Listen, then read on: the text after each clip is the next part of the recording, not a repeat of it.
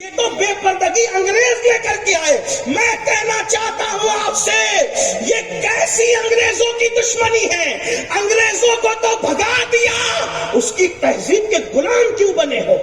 اگر سچی آزادی چاہتے ہو تو ان تن کے گورے من کے کالے انگریزوں سے نفرت ہے تو ان کے ننگے پن سے بھی نفرت کرو، ان کی بے پردگی کی تہذیب سے بھی نفرت کرو، اور ہندوستان کی تہذیب کو زندہ کرو جس کو گنگا جمنی تہذیب کہتے ہیں. میری مراد یہ، اس گنگا جمنی تہذیب سے مراد یہ جس میں محبت ہو، جس میں مروت ہو، جس میں عورت کا احترام ہو، جس میں عورت کا تقدس ہو، جس میں عورت کے ساتھ چاہے وہ احسان کا انداز ہو. جانتے ہیں یہ کیفیت ہے. اللہ اکبر. مگر حال تو یہ ہو گیا، مجھے یاد آتی ہے بہت سی باتیں، لیکن میرا عنوان سے میں بہت دور نہ چلا جاؤں. عرض یہ کر رہا تھا کہ آج عورتیں بے پردہ گھوم رہی ہے. مٹک مٹک کر چلنے والی عورتوں کے لیے اللہ کے رسول نے کیا فرمایا؟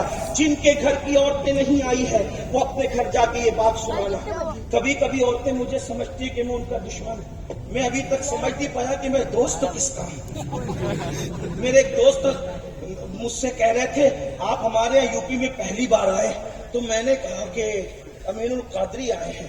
تو ایک چھوٹی سی 10 سال کی لڑکی نے کہا وہی سید صاحب جو عورتوں کا دشمن ہے، وہ عورتوں کے خلاف تقریر کرتے ہیں. میں ہنس پڑا. میں نے کہا میری بچی دوست سمجھ یا دشمن سمجھ، لیکن نشتر جو لگاتا ہے وہ دشمن نہیں ہوتا.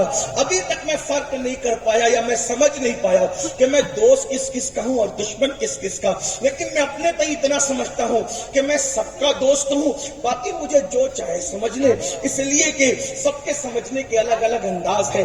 ہمارے یہاں تو یہ صوفیہ کا مشن ہے، محبت سب کے لیے، نفرت کسی کے نہیں، بس اس کے لیے جس کا حکم اللہ نے دیا ہے، بس اس کے علاوہ ہم نہیں جانتے. نفرت کیا ہمیں نہیں پتا، بس اتنا ہی ہے جتنا اللہ نے حکم دیا ہے، اس سے کم زیادہ کی بات نہیں کرتے. لیکن ایک بات عرض کر رہا ہوں میری بہنوں سے، میری بہنوں اگر تم مٹک مٹک کر چلتی ہو، مٹک مٹک کا مطلب مردوں کی طرح شانے ہلا ہلا کر کے تیز تیز چلتی ہو، تو میرے آقا علیہ السلام نے فرمایا جو عورتیں اونٹ کی کوہان کی طرح مٹک مٹک کر چلے ان عورتوں پر اللہ نے جنت کی خوشبو بھی حرام کر دی ہے. وہ عورت جہنم کا ایندھن ہے جو تیز تیز مٹک مٹک کر چلتی ہے.